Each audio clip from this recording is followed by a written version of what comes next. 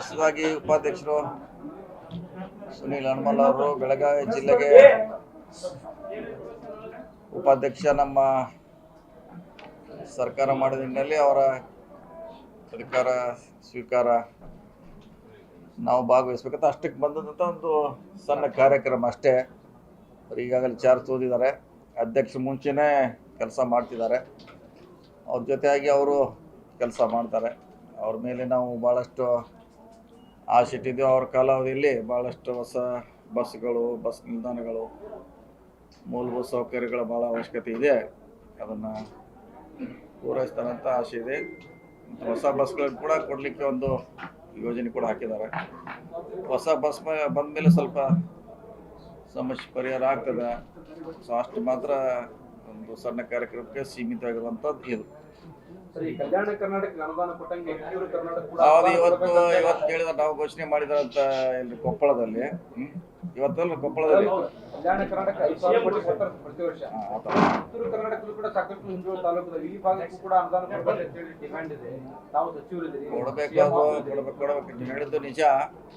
ನಾವು ಕೂಡ ಅಷ್ಟೇ ಹಿಂದುಳಿದ ಪ್ರದೇಶ ಇದೆ, ಅದು ನಾವು ಕೂಡ ಡಿಮಾಂಡ್ ಮಾಡ್ತೀವಿ. ಪ್ರತ್ಯೇಕ ಅನುದಾನ ಅವ್ರಿಗೆ ಹೆಂಗೆ ಸುಮಾರು 60 ಶಾಸಕರೇನೋ ಅವರು ಪ್ರತ್ಯೇಕ 5,000 ಕೋಟಿ ಅನುದಾನ ಕೊಡ್ತಾರೆ.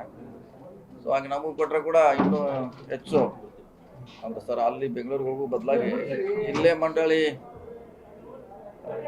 ಅನುದಾನ ಮಂಜೂರು ಮಾಡಿದ್ರೆ ಸ್ಪೀಡಾಗಿ ಕೆಲಸ ಮಾಡಲಿಕ್ಕೆ ನಮಗೆ ಅನುಕೂಲ ಆಗುತ್ತೆ. ಇಲ್ಲ, ಎಲ್ಲರೂ ಆಗ್ತಿರುತ್ತೆ. CM ಆಗ್ತಿರತ್ತಿಲ್ಲ, ಎಲ್ಲರಿಗೂ ಅವಶ್ಯಕತೆ ಇದೆ. ದುಡ್ಡು, ಡೆವಲಪ್ಮೆಂಟು ಎಲ್ಲರಿಗೂ ಬೇಕು. ಸುಮಾರು ಜನ 36 ಜನ ಶಾಸಕರು ಇದ್ದೀವಿ ನಾವು. 36 ಇದೆ, ಹೆಚ್ಚು ಕಮ್ಮಿ.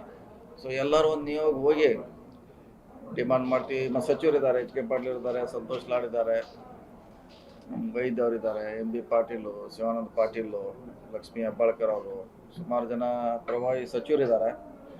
ಸೊ ಎಲ್ಲರೂ ಕೂಡ ಹೋಗಿ ಒಂದು ಒತ್ತಡ ಮಾಡಿದ್ರೆ ನಮಗೂ ಲಾಭ ಆಗುತ್ತೆ.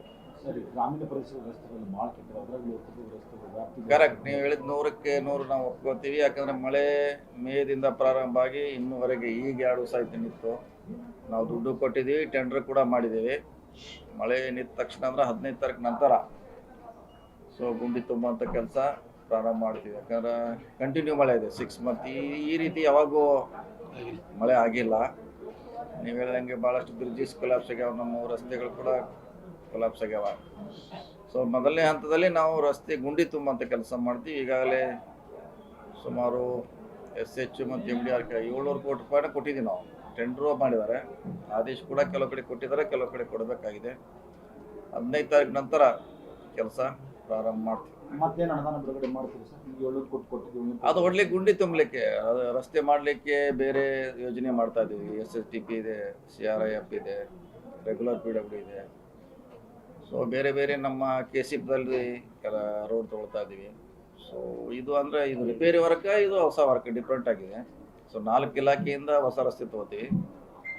ರೆಗ್ಯುಲರ್ PWದಿಂದ ವರ್ಷ ಮಾಡುವಂಗೆ ನಾವು ಗುಂಡಿ ತುಂಬುವಂಥ ರಸ್ತೆ ರಿಪೇರಿ ಮಾಡುವಂಥ ಕೆಲಸ ಮಾಡ್ತೀವಿ.